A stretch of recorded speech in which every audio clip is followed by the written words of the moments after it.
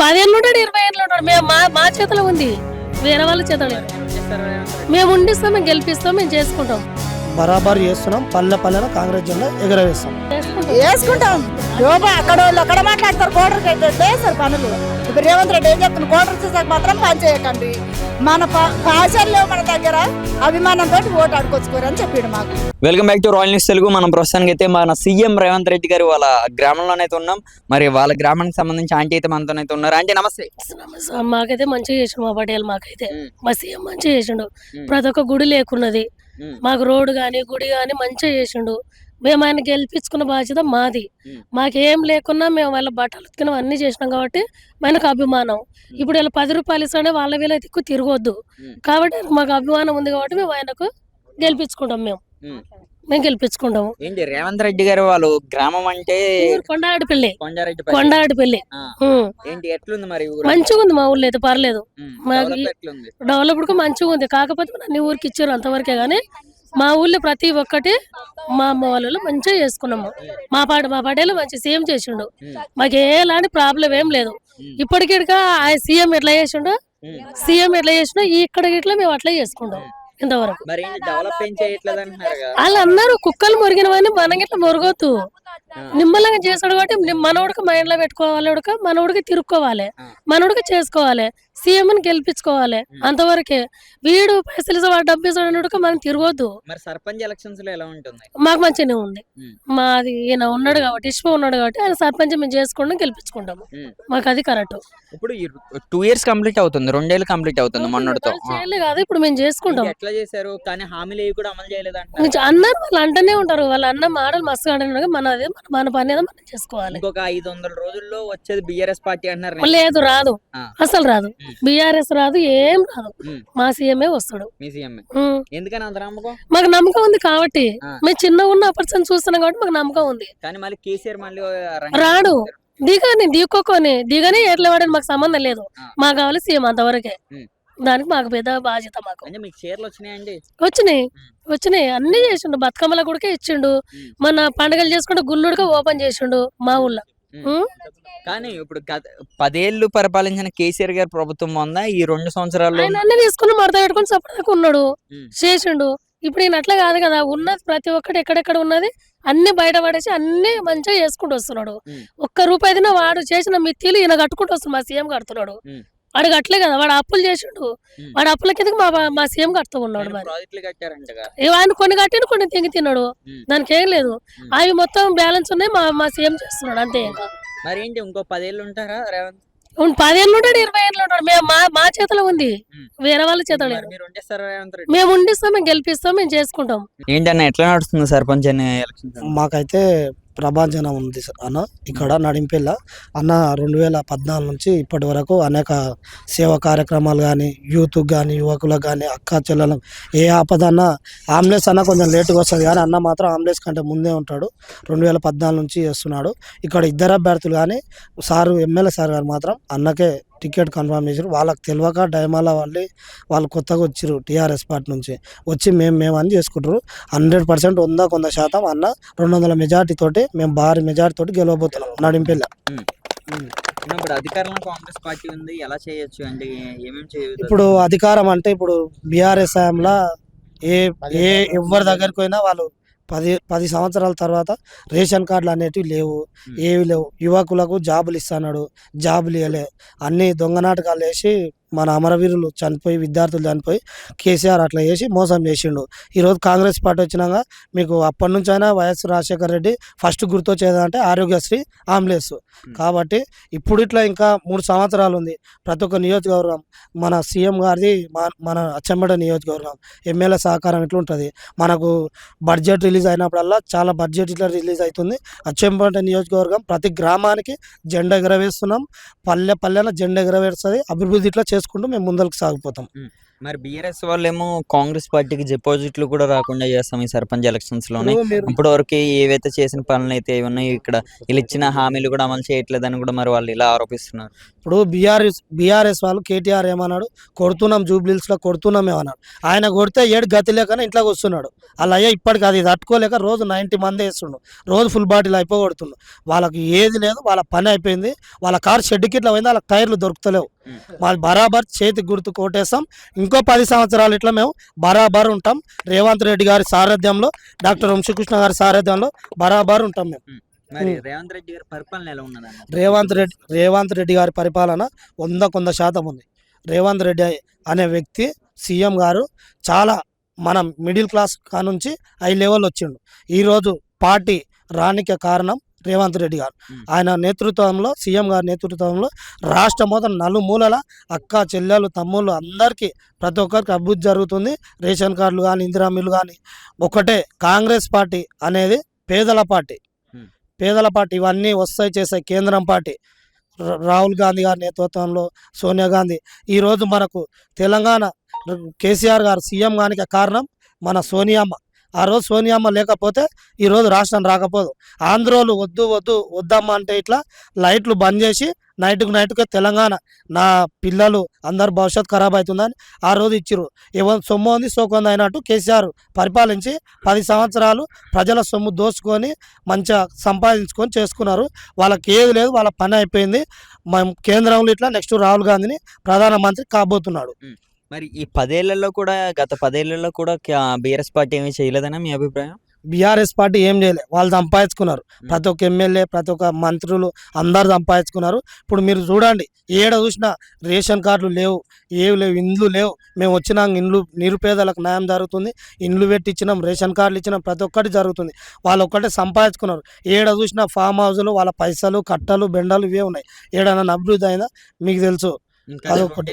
నుంచి హామీలు కూడా అమలు చేయలేదని కూడా మాట్లాడుతున్నారు. ఇప్పుడు పెళ్ళి అయిన బట్టి పిల్లలు అయితే కారుగా బ్రదర్, కారుగా కొంచెం టైం పడుతుంది. మాది ఇట్లా మేము ముందరకు పోతున్నాం. 2 సంవత్సరాలు అంటే ఆయన గెలిచినమాట ఏం చేయలే. నిన్న మేము నిరుద్యోగులకు మేము ఇచ్చినాం, హామీలు ఇచ్చి మేము చేసినాం. ఫ్రీ బస్సు కానీ, ఇంకా మహిళలకు కానీ ప్రతి ఒక్క అక్క వాళ్ళు ఏంటంటే మా మీద లేనిపోని నిందలేసి గవర్నమెంట్ మన జూబ్లీస్లో చూసిరు. మేము కొట్టే దెబ్బ కొడితే లేనే లేదు. వాళ్ళకి ఏది లేకనే వాళ్ళ నాన్న కేసీఆర్ గారు బయటికి వెళ్తలేడు. ఎవరికి వాళ్ళ బిడ్డను బయటికి వెళ్ళగొట్టిండు. బయటికి వెళ్తే ఆమె తిక్కదాని లేక అక్కడిక్కడ తిరుగుతుంది. ఆమె ఏం చేయలేక ఆమె పరిస్థితి. కవిత గారు అది కాంగ్రెస్ వాళ్ళు కూడా ఏది చేశారని కూడా చెప్తున్నారు. మరి అది నిజం కాదు. కాంగ్రెస్ పార్టీ అంటేనే ప్రజల పార్టీ. ఇప్పుడైనా మీకు తెలుసు, మీడియా వాళ్ళకి ప్రతి ఒక్కరు కాంగ్రెస్ పార్టీ అంటేనే ప్రజల పార్టీ. ఫస్ట్ గుర్తొచ్చేది ఏంటంటే ఆమ్లెట్ చూస్తే కాంగ్రెస్ పార్టీ గుర్తుకొస్తుంది. ఇది చేసిన ఎవ్వరు లేరు. మీరు ఎయిర్పోర్ట్ కానీ, మన బస్ స్టాండ్ కానీ, ఏదో ఒకటి మహాత్మా గాంధీ బస్ స్టాండ్, రాహుల్ గాంధీ మన ఇంటర్నేషనల్ కానీ, ఎయిర్పోర్ట్ కానీ, మళ్ళీ నెక్స్ట్ ఎయిర్పోర్ట్లు వస్తున్నాయి. మేము రేవంత్ రెడ్డి గారి ఆధ్వర్యంలో, సీఎం గారి, మన డాక్టర్ వంశీకృష్ణ గారి ఆధ్వర్యంలో బరాబర్ చేస్తున్నాం. పల్లెన కాంగ్రెస్ జెండా ఎగరవేస్తాం. అన్న నమస్తేనే. ఏంటి ఎట్లా నడుస్తుంది సర్పంచ్ ఎలక్షన్లు? మా నడిపల్లి గ్రామంలో విశ్వన్న గారికి వాళ్ళ భార్య తేజశ్రీ గారు చాలా బ్రహ్మాండంగా ప్రచారం చేస్తుర్రు. వాళ్ళకి ఫుల్ మెజార్టీతో గెలిపించి వాళ్ళ సర్పంచ్ అభ్యర్థిగా నిలబెడతామని మేము హామీ ఇస్తున్నాం. మరి చూస్తే ఇక్కడ రేవంత్ రెడ్డి గారి పరిపాలన కోసం ఏమంటారు? రేవంత్ రెడ్డి గారు బ్రహ్మాండంగా పరిపాలన. గత 10 ఏళ్లలో మాకు రేషన్ కార్డులు ఇవ్వలేదు, కొంతమందికి కాపు లోన్లు ఇవ్వలేదు, దాదాపుగా చిలక తక్కువ ఉందని చెప్పి. ఈ ఆరోగ్యశ్రీ అంతవరకు వేసారు. జాబులు ఇవ్వలేదు, ఓన్లీ కానిస్టేబుల్ జాబులు వేసి వాళ్ళ ఇంటి వరకు మాత్రమే వాళ్ళు సరిహద్దుగా ఓన్లీ కావాలి పెట్టుకున్నాం. కానీ ఇది కాంగ్రెస్ ప్రభుత్వం వచ్చినాక ప్రతి ఒక్కరికి జాబులు ఇచ్చి, ప్రతి పేద మహిళకు కాంగ్రెస్ పార్టీ అంటేనే ప్రజల పార్టీ. ప్రజల కోసం ఎంతకైనా తెగిస్తుంది, ఎంతకైనా ఇంత అయినా మనం ఫండ్ విడుదల చేస్తుంది. అన్నిటికీ సిలిండర్లు కావచ్చు, ప్రతి ఒక్కటి 6 గ్యారెంటీలు కావచ్చు, ఉచిత బస్సు కావచ్చు, ప్రతి ఒక్కటి అని అమలు చేస్తుంది. కానీ సర్పంచ్ ఎలక్షన్స్ లో కూడా డిపాజిట్లు కూడా రావంటున్నారు కాంగ్రెస్. అది వాళ్ళకు లేక, వాళ్ళకి సర్పంచ్ అభ్యర్థి లేకనే వేరే వాళ్ళకు మద్దతు ఇస్తారు. బీఆర్ఎస్ కావచ్చు, బీజేపీ కావచ్చు, వాళ్ళకి సర్పంచ్ అభ్యర్థి లేకనే వేరే వాళ్ళకి మద్దతు ఇచ్చి మా క్యాండిడేట్ అని చెప్పి వాళ్ళు చెప్పుకుంటారు. మాకు అట్లా లేదు, బీజేపీకి క్యాండిడేట్ లేరు, లేకనే వేరే వాళ్ళకి మద్దతు ఇచ్చారు. బీఆర్ఎస్ సర్పంచ్ వాళ్ళు కాల్చారు, వాళ్ళకి అభ్యర్థిగా లేరని చెప్పి వాళ్ళకి వేరే వాళ్ళకి మద్దతు ఇచ్చారు. మాకు అట్లా కాదు. మాకు గత 15 సంవత్సరాల కాంచి కావచ్చు, వాళ్ళ నాయన కాంచి కావచ్చు, కాంగ్రెస్ పార్టీకి ఎన్నలేని సేవలు చేస్తారు వాళ్ళు. కాబట్టి మాకు ఇళ్ళ వెళ్ళ మాకు నడిపల్లి గ్రామంలో ఫస్ట్ వాళ్ళు అన్నిటికీ ముంగలాట్లా ఉండి నేనుండా మీకు కాలికి ముళ్ళిరిగితే పంటితో తీసే బాధ్యత అనేదని చెప్పి విశ్వన్న గారు చాలా ముందుకుండి నేనుండా మీకు ఏమైతే ముందుగాట్లా ఉండని ఆయన చాలా సగౌరవంగా మేము తెలియజేస్తున్నాం. డిపాజిట్లు కూడా రావంటున్నారు కదా మరి దీనికి కాంగ్రెస్ ఈ కాంగ్రెస్ కు బీఆర్ఎస్ రిపోర్ట్ రాని ఎవరు అన్నారు? అన్ని వస్తానే ఉన్నాయి. ఇండ్లు ఇస్తానే ఉన్నాడు, సిలిండర్ ఇచ్చిండు, ఆ సన్న బియ్యం ఇచ్చిండు, కరెంటు ఉచితం అన్నాడు, అన్నిటికన్నా ఉచితం చేసిండు. ఆయన అన్న 6 గ్యారెంటీలు ఇస్తానే ఉన్నాడు. ఇంకేం తీయలేదు. డెవలప్ చేయలేదండి డెవలప్ ఎందుకు చేయలేదు? డెవలప్మెంట్ చేసిందే మనం. ఏం చేశారు?